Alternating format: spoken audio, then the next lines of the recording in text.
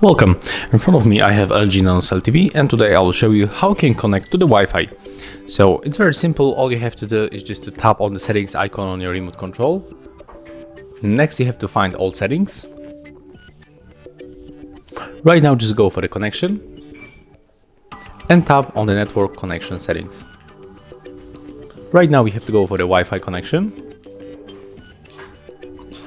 If it is disabled like that, you have to tap on it another time and enable like that. You have to make this circle to be on the right side. And as you can see here, we can find all available Wi-Fi networks. I'm going to connect to the second one.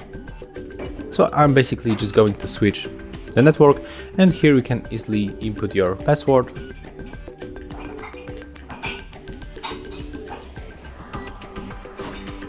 If you want to check that you correctly enter password, you can tap here to show password.